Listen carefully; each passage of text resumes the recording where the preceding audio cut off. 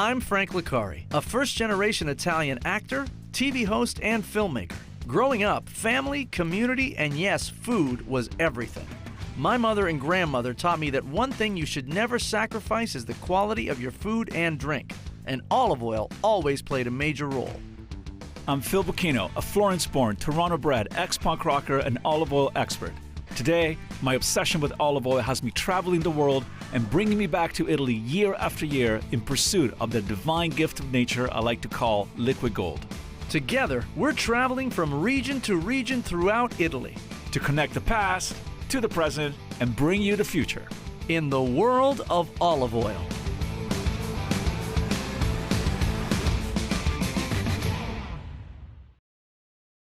The World of Olive Oil is brought to you by the Friends of South Florida PBS.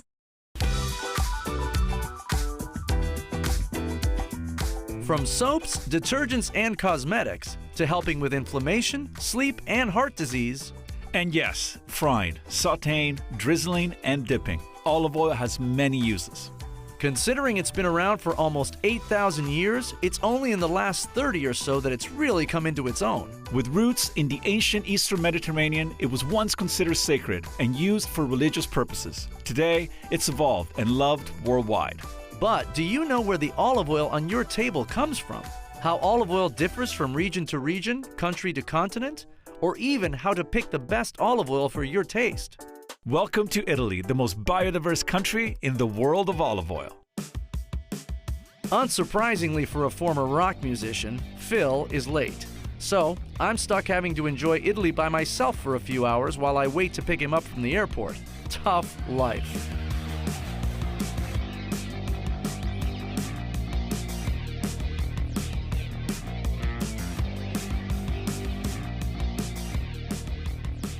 You know, this is not a very good start to our adventure. Look at you. Look at you. Good to see you, buddy. Bello, great to see you. Like a star. Come on, come on.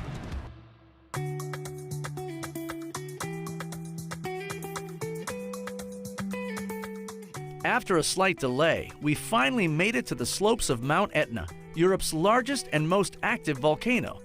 The land not only influences the quality of the harvest, but its very future as well. Here, you'll find some of Sicily's oldest olive trees that have witnessed history for thousands of years. Olive oil producer Salvatore Scuderi meets us in one of these ancient groves. His main goal is to make da custera, the extra virgin olive oil that combines the sun and earth in the ancient Sicilian tradition. Wow. I've never seen an olive tree this wide. What's the story with that? This is at least, Salvatore, at least 1,000, 1,000 anni. 1.000 anni, anche di più di 1.000 anni. È un ulivo che rappresenta la storia di questo territorio. So we're talking about the cradle of civilization in terms of an olive tree in Sicily. Yeah, for sure. The Syrians brought it over. We're talking thousands of years with this. Incredible. Incredibile. Poi la cosa particolare è che si è mantenuto. Fa ancora I frutti, ci sono le olive, ci sono I frutti che sono vigorosi. That's the incredible thing. It's 1,000 years old. It's part of the story of this town, right. And it still produces fruit. Just shows you the resilience of the olive tree, the generosity of the olive tree. Does the soil, because of Etna, the volcanic ash, how does that inform the growth here in this area? Allora, in questa zona non è solo il terreno, ma anche ci sono anche il clima causato anche dalla cene vulcanica. Quando vedete in televisione l'eruzione, arriva da noi la cene vulcanica, quindi arriva anche da sopra un terreno particolare durante l'eruzione, quindi moltiplicano negli anni, moltiplicano nei secoli, vedi come ti ha arricchito anche il substrato, oltre ad essere una zona particolare perché ci troviamo qui tra il mare e la montagna, quindi c'è un clima particolare che accentua e modifica l'olivo ed è diventato così appuntito e diventa la nocellare etnea. As these legacy trees survive in a unique ecosystem influenced by the ever-present volcano and the ash it produces, their olives over time promise a taste that is specific and special only to this area. Si sente molto qui l'erba appena tagliata, il carciofo, si sente un sentore di mandorla, si sente. E poi la cosa particolare è anche questo amaro, amaro che ha la forza sul piccante. Those who live here are respectful of the great volcano that looms in the distance, and they call on the great protection of Saint Agatha, who is believed to intercede against the volcano's violent destruction. A visit to Catania quickly reveals the strong faith that the locals have in this patron saint. Il velo di Sant'Agata portarono, questo velo che copriva. So you're basing your entire business model on a saint protecting the valley. That's a very Italian thing. I like that. That's great.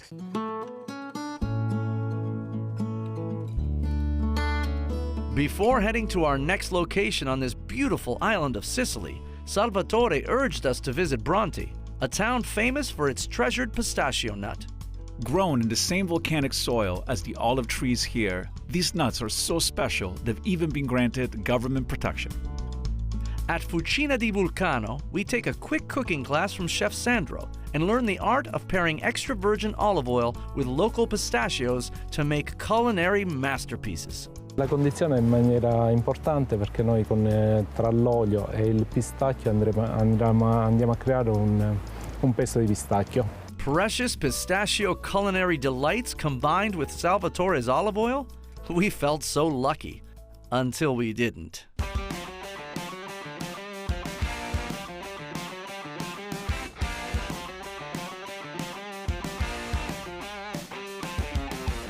Of course, our driver, Frank, refused blame. But it was maybe a misjudgment on my part. This isn't America. You don't have a lot of wide roads here. They're very narrow, and I probably... So then maybe you drive with respect the land. I did respect it. I did respect it. You take it easy. It was potholes. Maybe I hit an old olive tree that's been, a 1,000-year-old olive tree took out my tire maybe.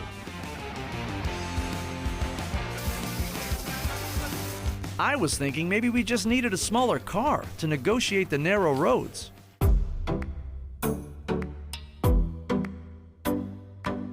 Introducing Il Topolino Rosso, the little red mouse. Now we're off to the southeastern corner of Sicily, to Buccheri, the highest municipality in the Hyblaean Mountains.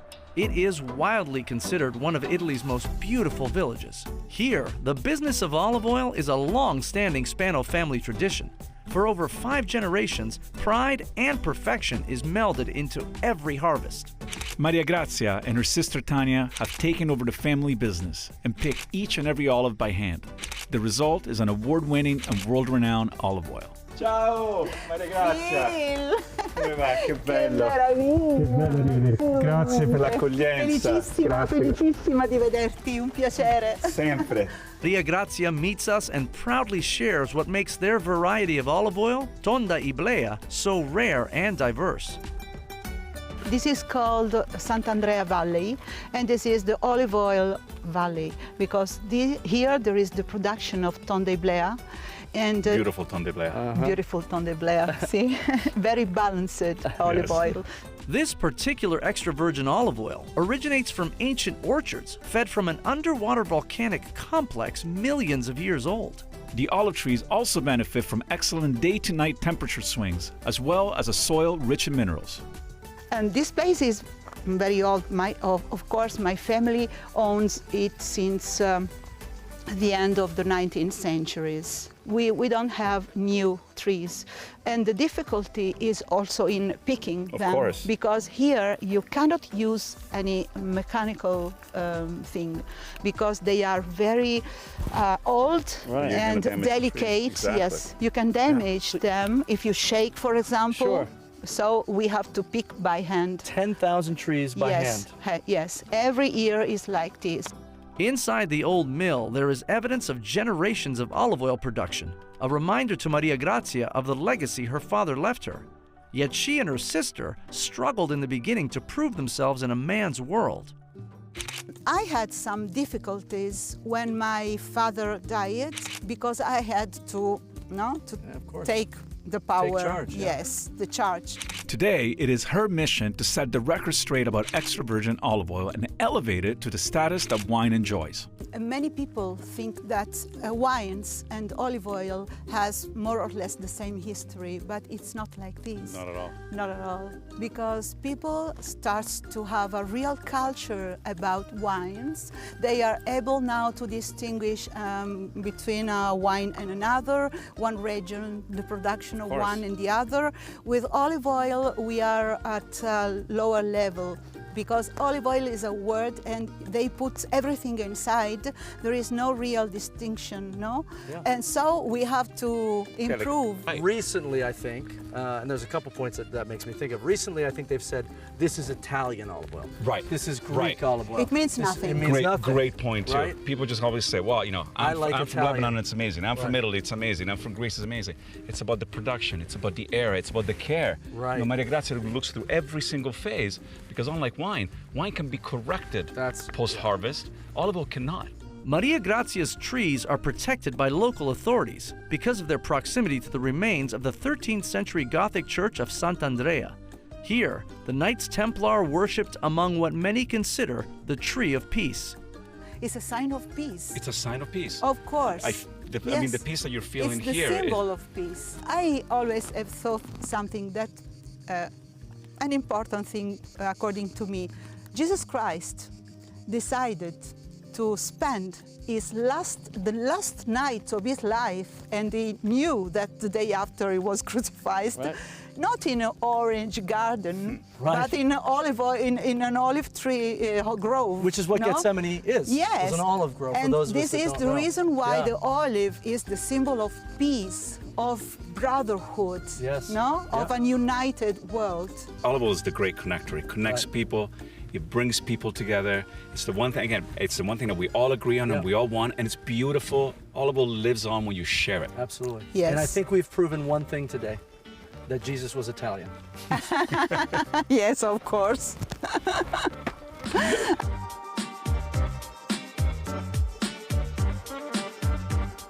In an unspoilt enclave of Lake Garcia in northern Sicily, we discover a farm where they've been making olive oil for over 150 years. We are greeted by horses, goats, and a terrain that is parched and in need of rain.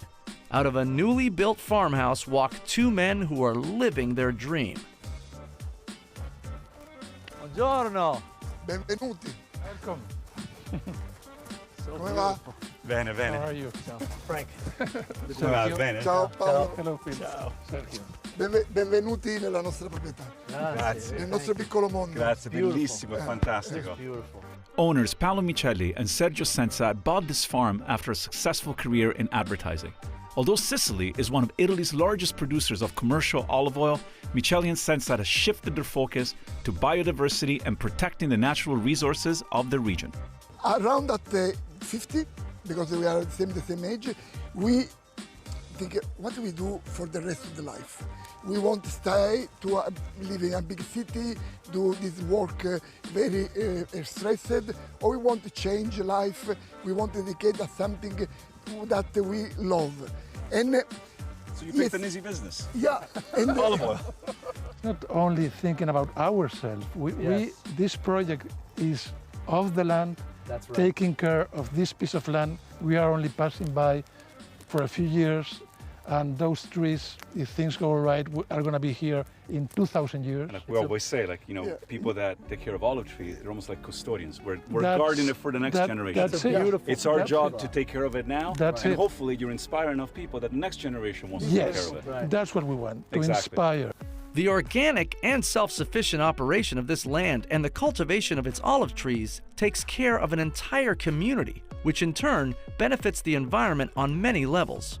But yeah, what I love, it's the philosophy, starting with, it's not just we're making olive oil. There's an environmental, there's a community component. of course. All through beautiful extra virgin olive oil. Part of the sustainability is investment in irrigation that takes from the lakes on the property.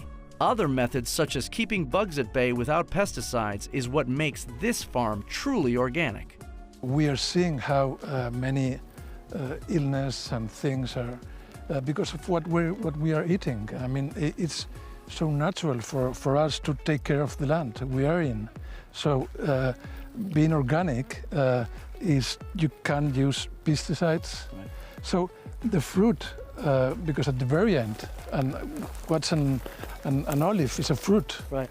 And whatever you give that fruit to eat, It's going to end up in there. it's going to, yes. Yeah. And then inside, we want an extremely healthy product. And that means not only that it won't harm the consumers, but it's going to have benefits. Benefits, that's right. Because of the polyphenols. The olive oil is the biggest and stronger antioxidant in nature. And I notice there's no bugs on your trees. Yes. And that's due to these things, Yeah, right? that's it. You're That's wrapping it. each tree with that? Yes, we have now. We had until last year 49,000 trees. Now we have 52, and this is put by hand, tree by tree. Yeah. So when bugs come up, they get stuck They get here, stuck. They and can't they get up to the leaves. can't go to the trees. Passion for olive oil runs deep here. Sergio descends from a venerable olive oil producing family in Spain. The land this farm sits upon is property the two men bought from Paolo's family, who have been growing olives in Sicily and Tuscany since the mid-19th century. But with ownership and commitment comes responsibility. And with a drought that plagues Sicily thanks to climate change, the worry of water and irrigating the groves weighs heavily. The irrigation lakes that border the farmhouse are all dry now, leaving Sergio and Paolo praying for rain, and lots of it. It is a big problem for the farms. Of course. Yeah. Well, especially when you're working in a sustainable manner, when you're depending on rain. Yeah, this is a problem. But we hope something changes in the future. But this year is very, very hard year. Yeah, hard season. But the beautiful thing about this job, too, in agriculture in general, is that there's always a new harvest. Yeah, my father tell me all years, sometimes when the one season is very bad, Right. don't worry, next is better. That's right. This is all time. I remember now. right. Yeah. Don't worry, next year it is gets better. That year is better. You got to keep that hope. Yeah, the farmer is the engine for the farmer. That's right. The hope, no? Next year is better. It's the same with love. Yeah, Right? yeah. Bad love, next time is going to be better. That's right. It's true. Before we leave the area, it would be an insult to the family if we didn't stop to visit this famous Sicilian city.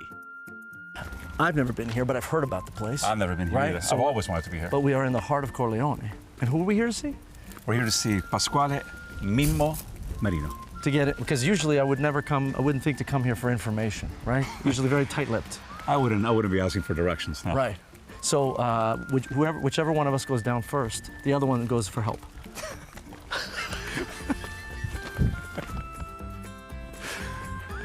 Thankfully, we made it safe and sound to the organic olive grove of Bona Fortuna, where we met up with the main producer, Mimmo Pasquale Marino.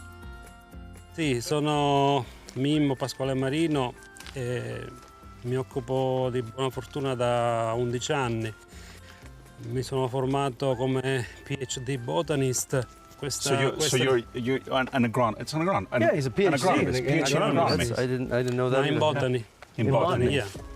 I have 2 PhD, So this PhD in botany. floristic and biodiversity. Oh, wow. And I follow this company from the beginning when it's born.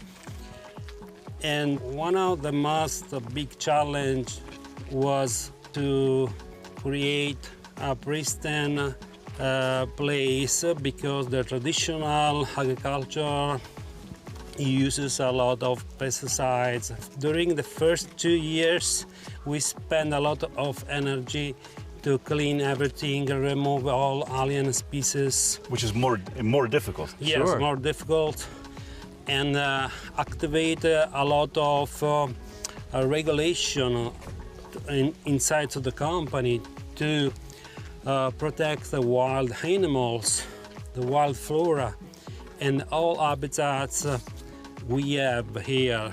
We have. So you have almost like a code of ethics for everything that you Yes. do and don't do. Right. My personal code of ethics is the botany and biodiversity because the richness of the diversity of life is the security for the future. Right. We have a big bank as biodiversity. Mimmo believes that securing and preserving the future of the land is just as important as the quality of the olive oil that they produce. Most importantly, staying attuned to the local climate and natural environment promotes healthy living. In addition, this is the habitat for a lot of hunted birds and animals. So biodiversity here, it's at its highest. We have the chances of, on this farm 140 species of birds, eagles, and other birds, because the trophic chain is complete, is is balanced. The fox, the porcupine, a lot everything of lives in harmony. Reptiles, harmony and energy, because the level of energy and the ecological productivity is totally different if compared with the olive grow in the neighbor of the city or other situation. This is dealing with the natural circle of life and natural cogeneration, where energy begets energy. So the energy here is feeding this energy and it never stops. If you stay here seated or sleeping for an hour, you feel in your body a regeneration. Yes. You feel energy. Which is crazy. Well, that's good, because we lost our hotel, so we're going to stay here tonight, actually. Is that okay? We can Yeah, sleep maybe right with here, a tender. Yeah, perfect. We camp out here tonight. Maybe you just get assimilated by nature. We're both Italian. Yep. Right? Sicily, salt of the earth, commitment, dedication to what they're doing. And pride. Right? That's the main thing that you're seeing. It's been amazing. And what's incredible is the amount of the terrain, the amount of pitfalls that they could be having. Yeah, it's almost like they have three common threads. It's like community first, the people, their land directly, and all of them obsessed with the quality of the product. Going completely against the tradition of what's traditionally known as Sicilian olive oil, we're pioneering a new frontier in olive oil production. And you can't say Sicilian olive oil. You can't say Italian olive oil, because if you say that, it's a misnomer. No, and you said it. It's not olive oil, it's olive oil. It's not even Italian olive oil, because not only it depends on the region, it's on the micro-region. We've seen 3 different types of producers, 3 different types of cultivars, 3 different types of production because of their land and the terroir. Yeah. Completely different product. It is time to leave Sicily and head to the mainland of Italy. Through the mountains, the rugged terrain, and miles of ancient olive groves that have weathered wars, plagues, and droughts, the skies open up. And it begins to rain.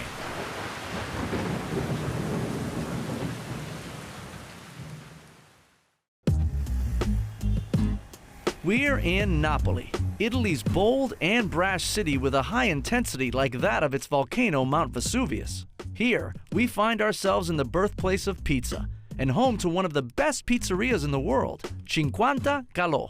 It is one of only 6 pizzerias to be included in Italy's Michelin Guide.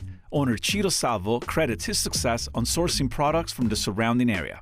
La Campania è una terra di grandi prodotti, no? Noi abbiamo un patrimonio gastronomico che è infinito, dall'olio, al vino, pomodori, latticini, formaggi. Io uso solo prodotti campani, prodotti locali, perché valorizzo il mio territorio.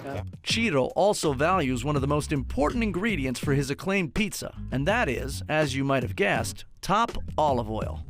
La mia pizza è anche l'olio che io utilizzo, cioè l'olio è una parte fondamentale per la riuscita della mia pizza. La mia pizza è anche quell'olio, quel pomodoro, quella mozzarella, tutta una serie di ingredienti che poi compongono quel piatto. Certo. Il problema è che spesso un olio extravergine cattivo può rovinare un piatto, no?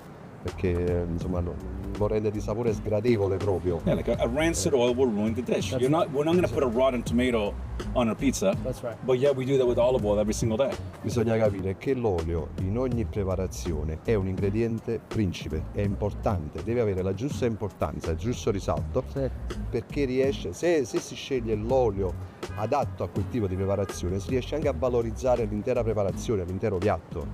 E io dico sempre che la mia pizza è valorizzata dall'olio che io uso, anche dall'olio che io uso, che spesso è un ingrediente che passa in secondo piano. And what is this magical olive oil that elevates Ciro's pizza up to the heavens? The producer is a name that is whispered as one of the masters of Italian olive oil, Nicolangelo Marsicani. I've never heard of a chef where I read the ingredients, I knew the type and where the tomato's from, the type and cheese and where that's from, and the type of olive oil. I've never even heard of a restaurant use 5-6 different olive oils. Right. Incredible. I mean, as I was saying, it was actually almost, it's emotional for me. It's emotional because we've been fighting for a long time, trying to bring value to this incredible gift of nature that everybody keeps neglecting, and not even neglecting, ignoring. But one thing's for sure, once you know what a good oil tastes like and how it makes you feel when you put it on food, you can't go back. You can't go back. All of a sudden, it's elevated like all your other amazing ingredients. Yeah. Why Marsicani? Perché l'olio? Perché Marsicani? Perché Marsicani è un genio. È un genio, quello lo puoi dire. Sì. A genius, they say. Well, it's back in the Topolino Rosso in search of Nicolangelo Marsicani. Through winding roads and across a stretch of hills, about an hour drive south of Naples, we come to the small town of Sicili. Marsicani is known in this region as the poet of olive oil. We find the master waiting for us. Nicolangelo! Buongiorno, ben arrivato. Ciao, che bello rivederti. Come stai? Benissimo. Questo è Frank. Ciao. Frank, piacere. buongiorno. Ben arrivato. Grazie, grazie. Un caffè? Magari. Come no? Annalisa. That was quick. In the heart of the Cilento Natural Reserve in the southern region of Campania, the Marsicani family has been producing olive oil since the beginning of the 1900s. Allora, siete arrivati nel mio paese, nel Parco Nazionale del Cilento, questo è Sicily, siamo 230 persone, sostanzialmente una famiglia. Ci conosciamo tutti e tutti quanti qua collaboriamo. Oggi vi faccio fare un viaggio tra passato e futuro dell'olio extravergine di oliva. Nicolangelo has devoted his life not only to production, but to education and transformation of olive oil. He once famously said, "For me, making olive oil is an act of pure selfishness." Vi faccio vedere una cosa, morigerati.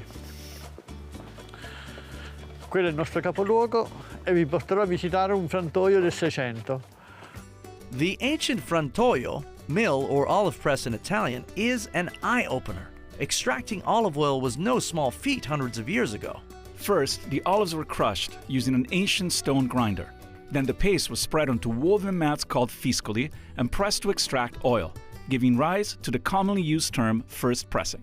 This was hard work that would take days, and while romantic, often led to oil spoilage by today's premium standards. Ecco l'oliveto secolare di Pisciottano.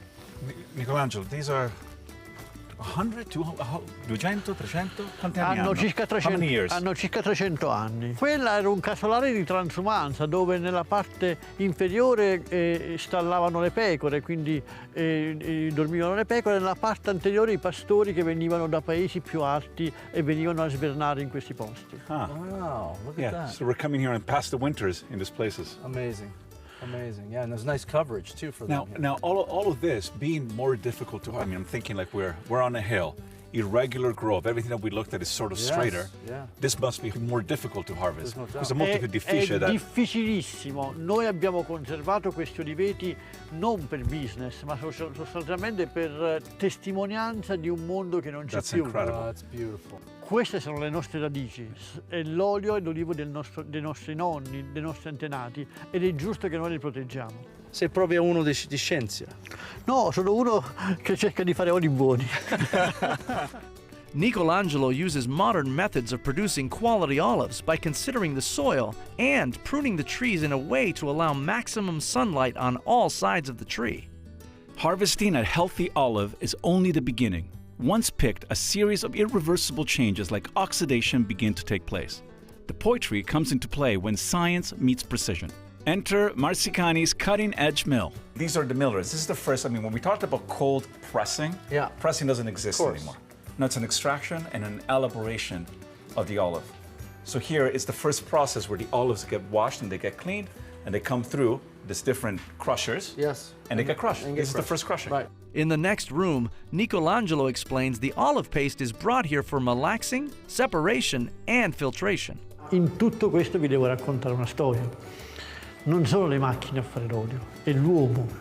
È l'uomo con la sua sensibilità che assaggia continuamente l'olio e cerca di capire se l'olio che sta facendo è uguale al progetto di olio che ha. Se non è uguale al progetto di olio che ha, va a modificare il settaggio delle macchine fino ad ottenere l'aromaticità, la bellezza, la complessità dell'olio che vuole. Quindi è fondamentale questo apporto umano che ci dia più bellezza e più aromaticità possibile da questo frutto. And that is the big misconception, is that at the end of the day, to make olive oil is really easy. I've said it 1,000 times before. You take olives to a mill, you're going to crush them, you're going to squeeze them, you're going to get oil. Like orange juice. Just take a fruit, crush it. And that's the generosity of the olive tree. Right. And the olive is going to give you oil. To make a great oil, it's a complete different game. Right. It's a complete different game. 1 extra minute here, 1 change, a little in temperature, 1 degree up or down, complete different oil. And I don't mean a little bit different oil, a complete different oil. Right. Prior to being classified as extra virgin, the oil must adhere to a chemical standard and pass a sensory evaluation by an elite panel of professional tasters. Nicolangelo introduces us to his expert taster, Michele Siniscalchi. Allora, quando noi cerchiamo in un olio extravergine, quello che andiamo a cercare è la perfezione sostanzialmente, l'assenza di difetti organolettici, quindi andremo a valutare i parametri del fruttato al naso e dell'amaro e del piccante in bocca. Quando avrà dimostrato di avere tutti e 3 questi attributi ben espressi e l'assenza di difetti organolettici come fermentazioni, ossidazioni, allora sarà extravergine. Okay, but what does that mean? How do I know as a person the defect? Basically, no oxidation, no fermentation, no rancidity. If it smells like crayons, if it smells like paint that's dry. Wow. Yeah, if it smells like butter. Freshness, we want to make sure. There has to be an essence of nature in the oil. Gotcha. Tasting olive oil is similar to tasting wine. There are a variety of aromas, flavors, and sensations. Nell'assaggiare valuteremo come prima cosa, siccome non possiamo valutare il colore perché il bicchiere è blu, valuteremo la sensazione del fruttato. Io lo sento già da qui. Cavolo. È molto intenso. Questo qua è un olio dal fruttato 6, 6,5, intenso. Un fruttato molto fresco, un fruttato di erba fresca appena falciata e di foglia di pomodoro. And now for the tasting part. You take the olive oil into the back of the mouth and then perform what they call strippaggio, the slurping method used to taste the oil.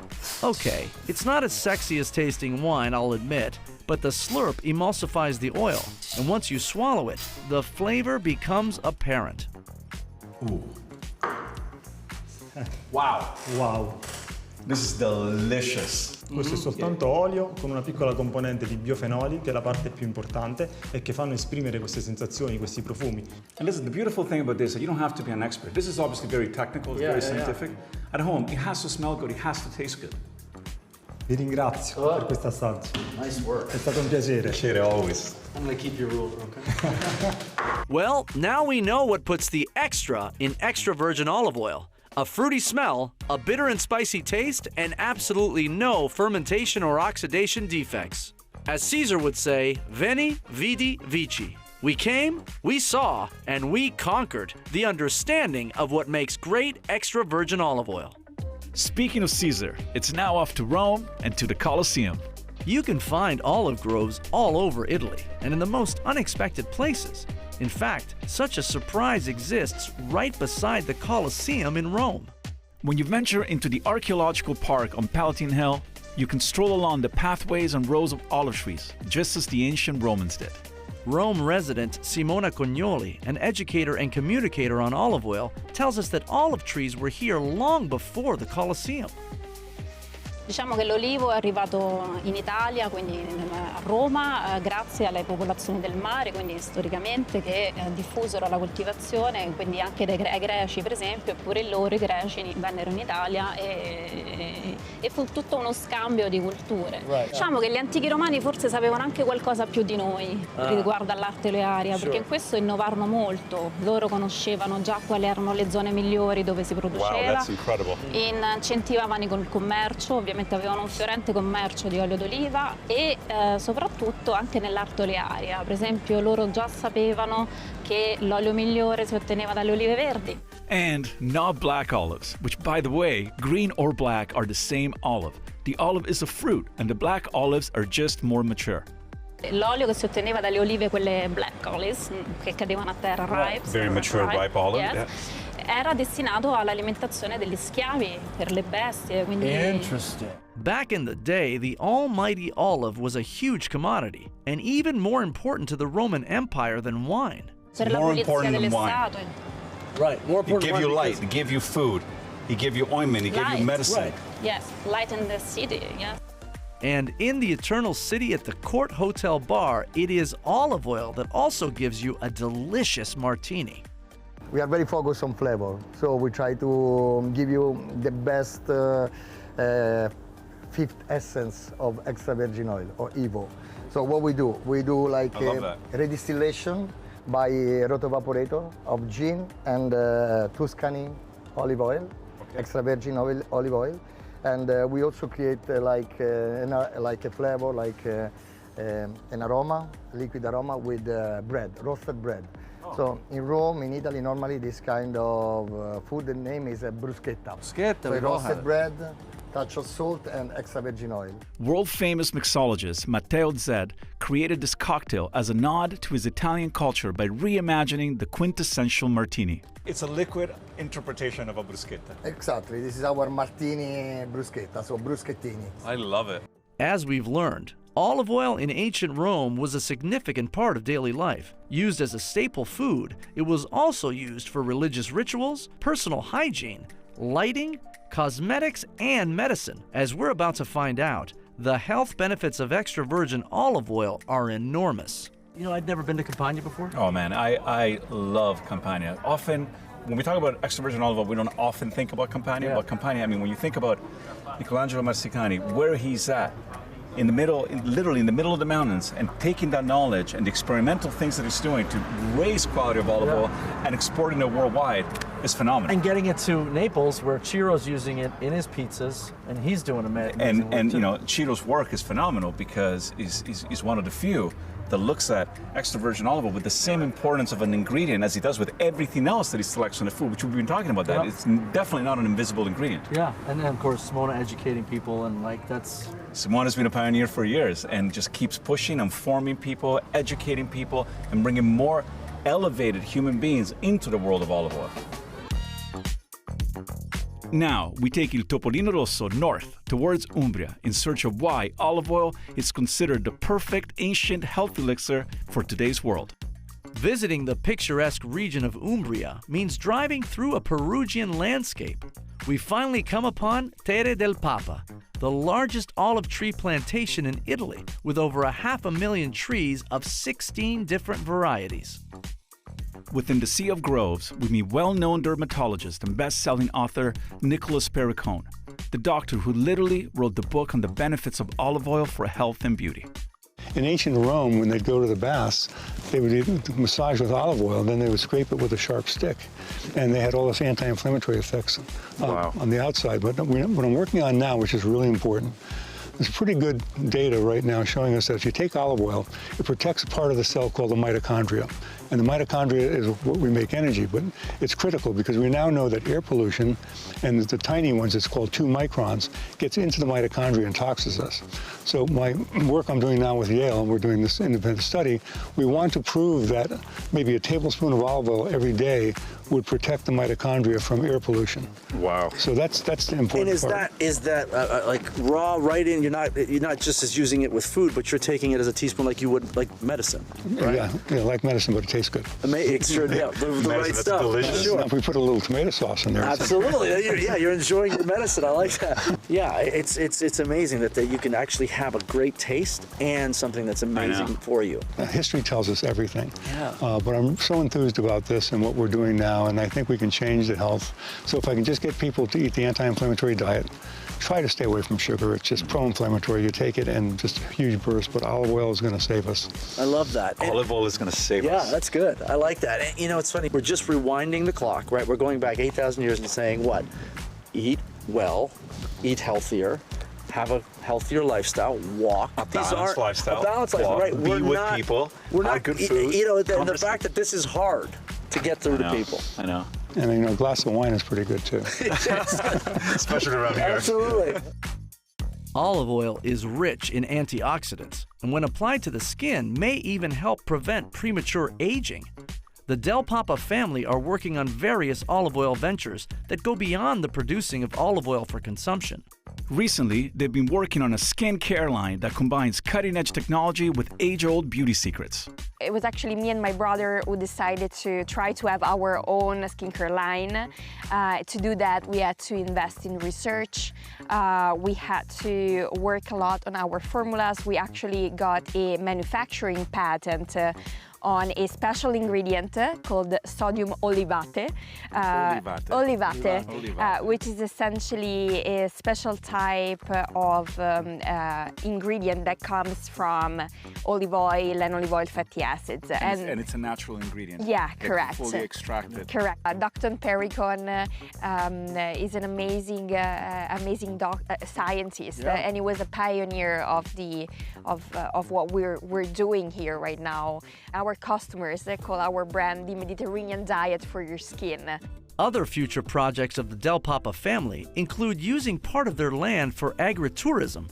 Well, you see, like a nice place, obviously, that is not far from Rome. So next goal would be like linking the olive farming along with the territory and with the hospitality as well. Sure. So my next goal would be like having tourism and pushing and promoting the oleoturismo, the oleotourism in this area. That would be the ultimate goal. So having like a great product, people here coming, enjoying, and rather than selling a bottle of extra virgin, they can feel and get the vibe of the environment and at the same time get a little bit of a history of this place. And I love that, because at the end of the day, like, if you can experience the land, if you can experience the tree, then you're growing a deeper connection than just buying a bottle from the shelf. That's great. That's what we call a holistic approach to the world of olive oil. Healthy for the body, the mind, and the soul. Now it's on to Tuscany, where olive oil has coexisted with wine for centuries. Welcome to the famous region of Chianti in Tuscany, where we come upon the farm called Torre Bianca in the small village of Chiesanuova. Beyond the long rows of grapevines and extensive olive groves, we find the longtime home of Marco Mugelli, the godfather of modern olive oil production. Today it is the children of Mugelli, Marta and Matteo, who are carrying on their father's enormous legacy. Me and Matteo, my brother, we are the third generation because my grandparents bought this farm and villa in the late 60s because they wanted to move from Florence. Their father founded ANAPO, the National Association of Professional Olive Oil Tasters. He innovated olive oil extraction systems to retain optimum aromas, flavors, and health benefits. First of all is my father, and he's a man that she probably gave us olive oil before milk. He was obsessed. Yes. He was obsessed. Exactly. He was obsessed. And he had a lot of passion, and he spent all his life for the olive oil. And how he became Marco Mugelli. Yeah, big personality. Yeah, and with the trial and error. Yeah, with the ministry. I remember when he used to go to Rome at the ministry, telling, no, things must be like this, not like that. So always fighting for higher quality. A lot of passion and belief, determination. Yes. Mugelli was a fearless critic of fraud in the olive oil industry. Since much of the world's olive oil is not pure, he fought for testing and regulation, something that exists in Italy today in part because of his determination. And I know maybe this is embarrassing, I know you're probably not going to say it, but I'm going to say it. I think the world of quality olive oil would not be here today. Like 100%, we would not be having these conversations. We would not be tasting olive oils that we're tasting today if it wasn't for your father. Matteo shows us the family's method of milling, which uses a vacuum to improve the extraction of polyphenols. The oils that are obtained through this process retain a greater antioxidant level, not to mention a more flavorful taste. We have a lucky for the Mediterranean diet. No, you know, the people speak Mediterranean diet. The Mediterranean diet, the most important is the olive oil, really. Okay, we start with 1 glasses. Just simple tasting. Marta is doing her part to uphold the family tradition. As the president of IRO, the International Association of Olive Oil Restaurants, she and her organization are committed to spreading the culture of extra virgin olive oil through education. At Trattoria del Pesce, members of IRO and ANAPO are pairing food and olive oil together to find the perfect match. More essential than wine pairing, olive oil is an ingredient, so it's important at the very least to recognize a defective product. Let's summarize that. So basically we're saying that this first oil is probably not the best pairing for it. You're saying it's a good pairing, maybe not the perfect pairing. Right, not the perfect pairing. If an olive oil is good or not with the nose So true. and the mouth. It's so true. It's easy. Everyone It's has easy. the It's nose, easy. and everyone can realize if that olive oil is good or not. It's The same way, we go to the fishmonger, the fish smells, you don't buy it. Yeah, sure. You just know. When the olive oil smells good, I mean, we talk about fraud a lot. To me, the biggest fraud is that in America, we're just used to consuming olive oils that are rancid. We're used to the taste of a bad oil. Yeah, yeah. But once you realize it, Yeah. you don't go back. One taste changed my life. Yeah. Right. Speaking of taste, there's another family in Tuscany who pioneered the importance of tasting. Enter the Prunetti family, Paolo and Johnny. These two brothers who inherited the olive oil business from their dad are not satisfied in just making premium extra virgin olive oil. What would be the sense unless the consumer knows the difference? 15 years ago, nobody speak about the tasting olive oil. And so we start to speak and to teach the people how to taste olive oil. Do you think it's because you grew up in an area that's so wine related? Chianti is known for its wine. Maybe the switch, it turned, it was like, wait, we're doing this with wine. Why aren't we doing this with olive oil? Is that because a lot of people haven't done it? Why? Why? This is very complex question because probably when you drink wine, you smile that's right. at the people. But I can tell that also when you use good olive oil, you smile because you taste in the mouth, you feel green, fresh, and oh, this is good for me. So there is also the name of the olive. All people know the name of the wine. Right. You know, right. Sangiovese. All people know Sangiovese. Yeah. But nobody knows the name of the olive. Licino, No. Muraiolo, But it's beautiful. Things are starting to change. People are starting to talk about it. Today, this young couple from South Africa is getting a great lesson on the different flavors and intensities of olive oil. Banana, more olive, more probably green apple, this stuff. And we give a little schedule with the name of the different flavor, like green apple, green banana, radicchio, artichoke. So here people are experiencing. The people the oil. read and understand the different flavor of each one. That's great. And they write the name. So for them, they discover something, and the people are happy to know this.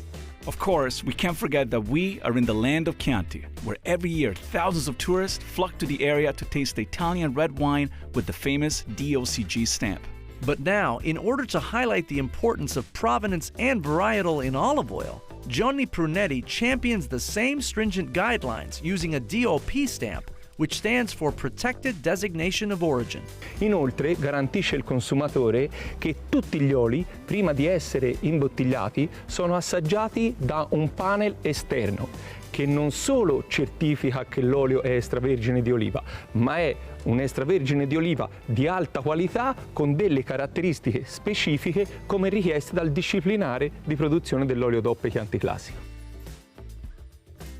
You know, besides the beauty, obviously, of Tuscany, which is singular, what I've observed is that multi-generational families dedicating their entire lives to this pursuit of olive oil. 4-5 generations, it's really incredible. It is amazing. And you know, one big thing though is that tradition, this is beautiful, 4 generations is a long time.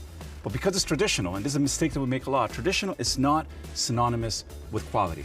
All of these families had to face against the or anchors of history, their families, to kind of give us extra virgin olive oils of a way higher quality, which is not the same thing as saying olive oil. Right, which in this region leads you to the DOP significance of like what they've been doing with wine is ensuring that it's a certain level, right? It's a sense of pride and belonging of going, hey, this is what we used to do, this is what we're doing. And I mean, in Tuscany was one of the cradles for innovation.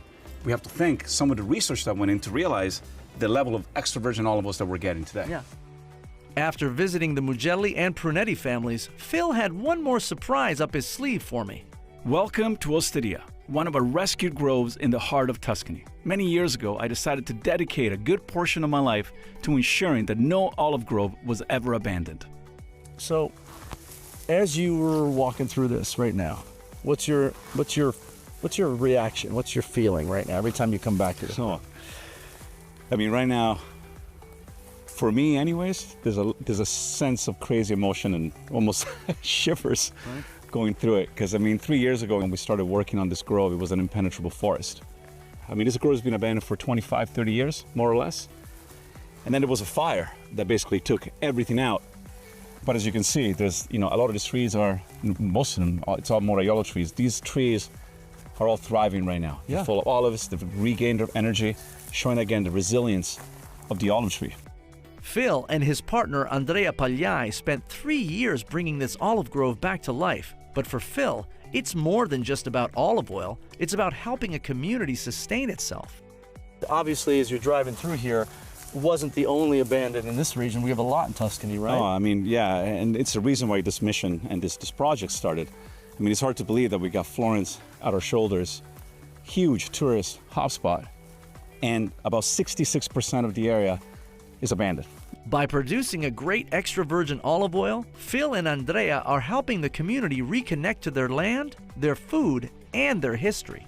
We respect the natural output of the tree. We don't push the tree, we don't attack the trees, we try to get what we can out of them in harmony with them, and that's it.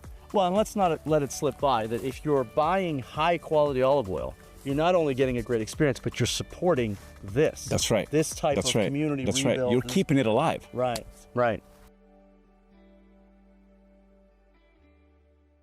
All right, we've given people a lot of information in this show. I've learned a lot, but when I go to the grocery store, bottom line, what am I looking for? Here's a bottle. What should I be looking for? Okay, number one, we have to remember that extra virgin olive oil is a fresh product, so you want to conserve it as much as you can. You want a dark bottle, ideally in glass. You want to protect it from light. Try to avoid plastic. Try to avoid tins. You want to have, one of the most important things, you want to have a harvest date on it. Again, fresh product, you want to know when it was created and crafted. What about the cap? The cap, you want to, obviously you can't sit at a grocery store at home, but you can sit at home.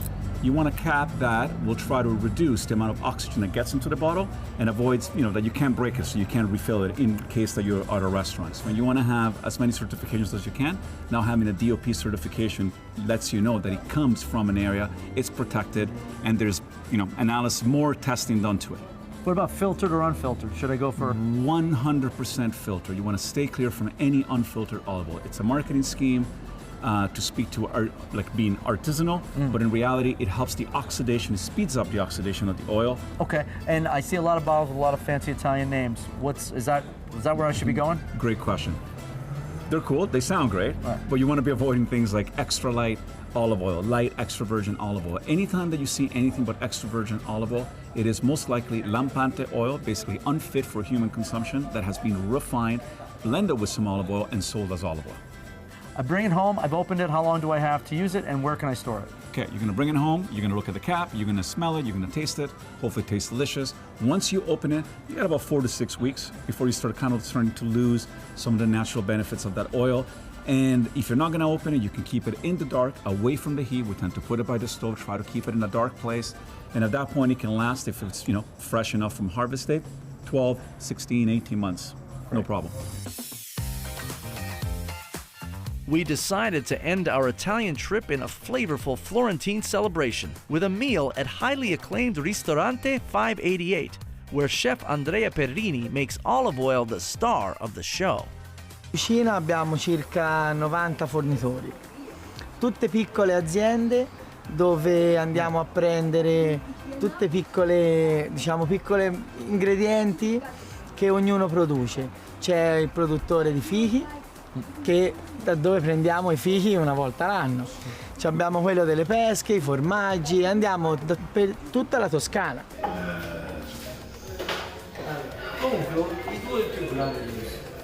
Carote cotte con lo zenzero, questo è un cremoso di carote montato con l'olio.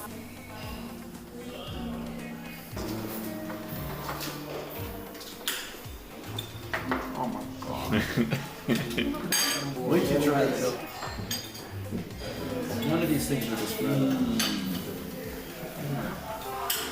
Perfetto.